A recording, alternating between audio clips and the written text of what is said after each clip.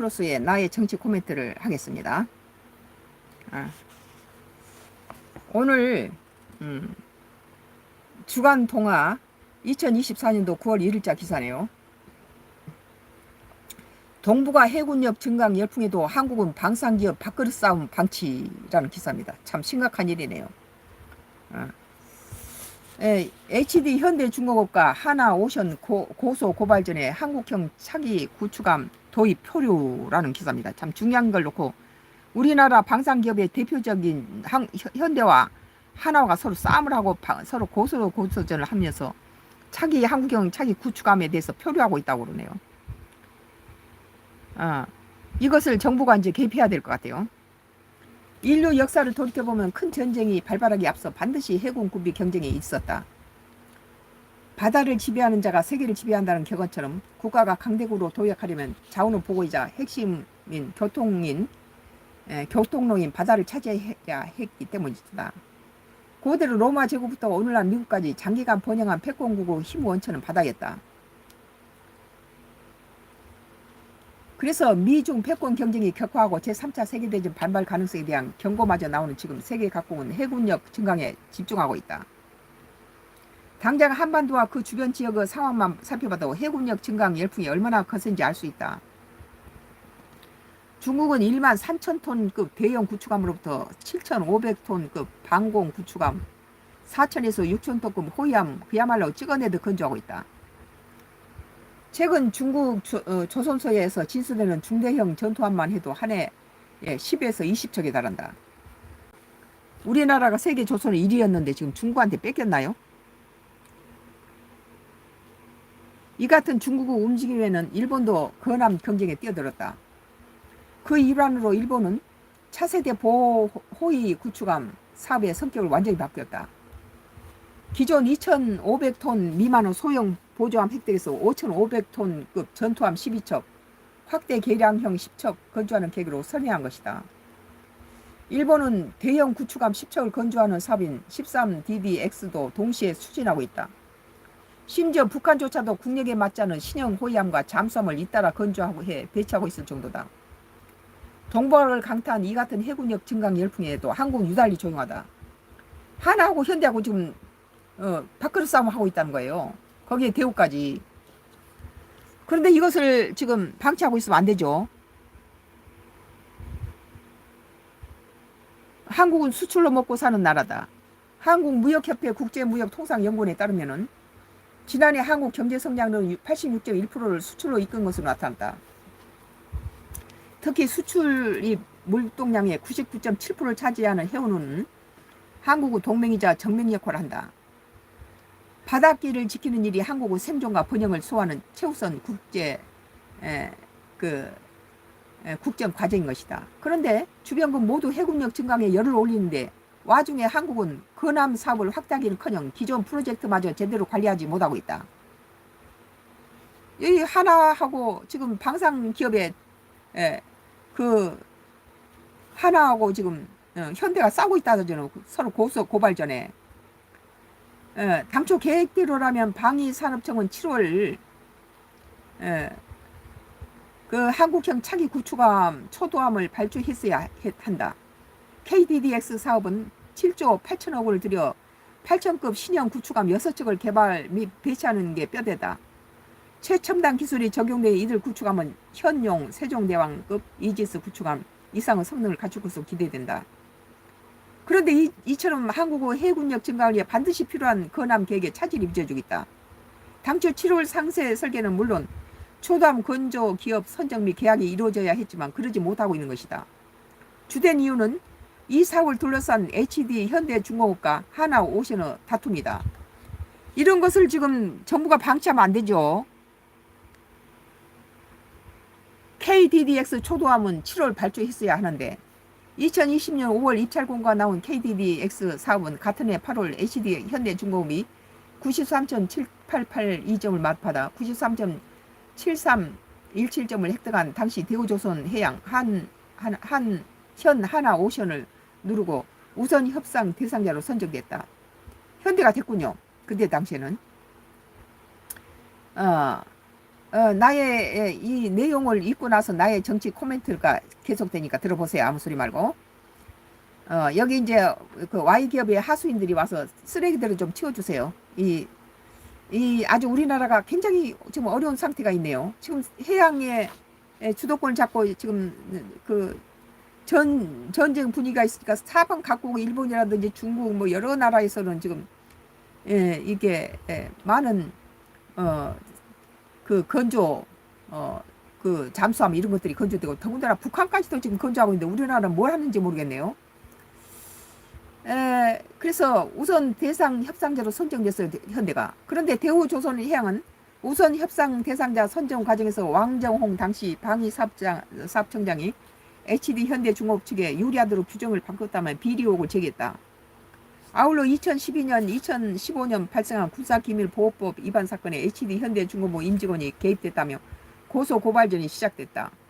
현재 하나오션은 2020년 8월 KDDX 우선 협상 대상자 선정 당시 방사청이 보안 감정 관련 규정을 HD 현대중공업에 유리하도록 바꾸는 바람에 자신들이 0.0565점 차이로 졌다고 주장하고 있습니다. 이어서 보안 감정을 받는 HD 현대중공업이 기본 설계를 수행했다는 이유만으로도 상세 설계와 초도함 건조를 수의계약으로 가져가는 것은 불법이라고 주장하고 있습니다.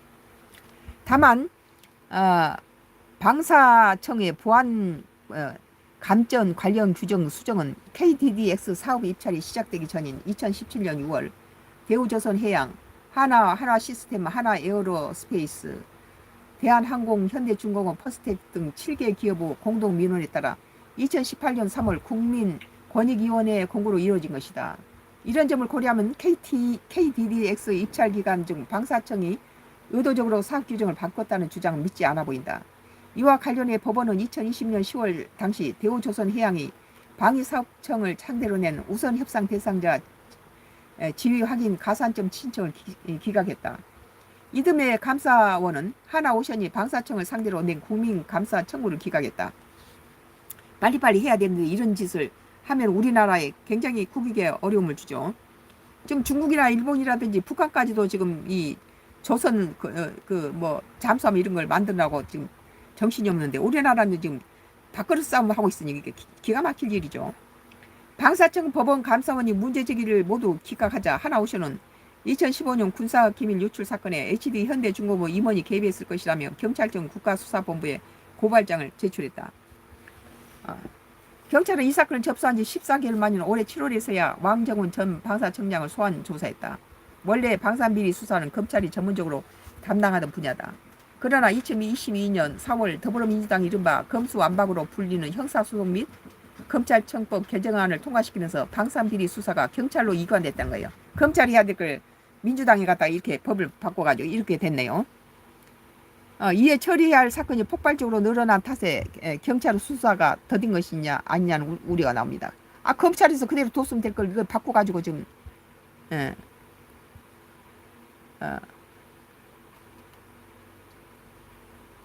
원래 DDX는 8월부터 세부 작업이 시작됐어야 하는 사업이다. 당초 계획대로라면 2027년 초도함 선체를 완성하고 2028년 진수에 2030년 해군에 인도해야 하는데 이 해군한테 인도를 해야 되는데 이것이 지금 되질 않고 있다는 거예요. 밥그릇 싸움 때문에.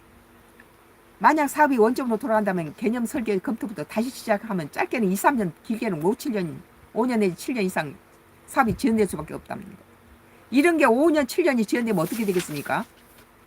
해외 방산 수지에 악영향을 준다.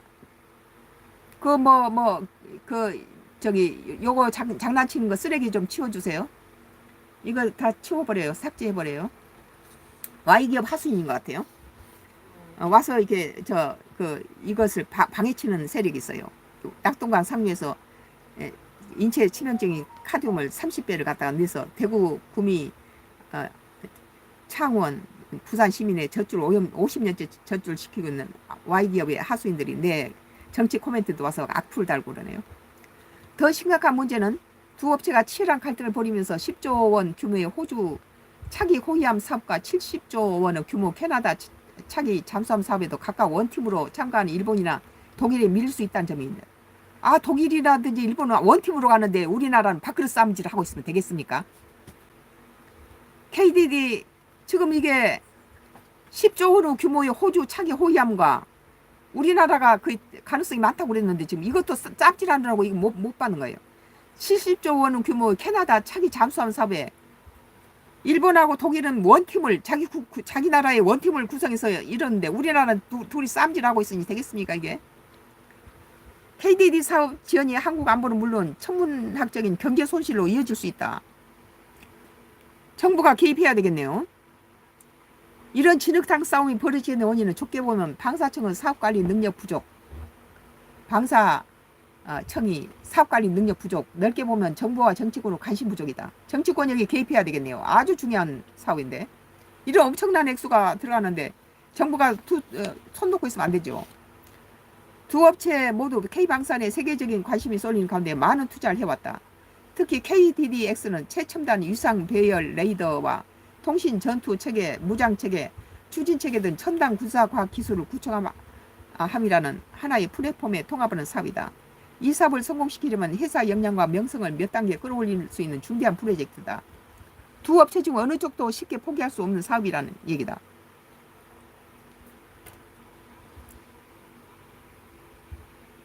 정부와 정치권이 나설 때 과일된 경쟁으로 국익이 훼손될 수 있다면 정부가 적극 개입해서 해결해야 합니다. 안정적인 무기 수급과 가다 경쟁을 막기 위해서는 전투용 항공기는 주로 록히드 마틴의 지원용 항공기는 보기에 맡기는 미국식 사업관리가 필요하다는 뜻이다. 물론 이런 변화를 위해서 국방 예산 자체가 크게 증가해야 한다. 늘어난 건함 사업을 각 업체에 적절히 배분함으로써 전력 증강과 기술 발전, 방산 경쟁력 제고라는 효과를 동시에 거둘 수 있다. 이는 최근 동아시아 바다를 뜨겁게 달고 있는 해군 군비 경쟁에 대응하기 위해서 반드시 필요하다. 우리나라가 여기서 많은 해외 여러 가지 해군에 필요한 선박이나 이런 잠수함을 따내기 위해서는 둘이 싸우면 안 되죠. 세계 각국이 경쟁적으로 건함 사업을 확대하고 게다가 미래에 큰 건설이 되고 있는 미래에 큰 이게 글을 안 보여버리네요.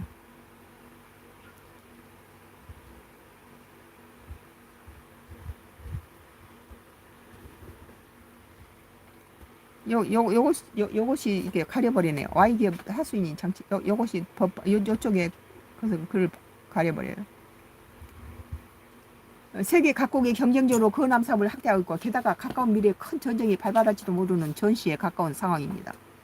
중국은 건조 054 A형 호위함 및 4,000톤급을 확대 개량한 054 B형 6,000톤급 호위함을 대량 건조하고 있습니다.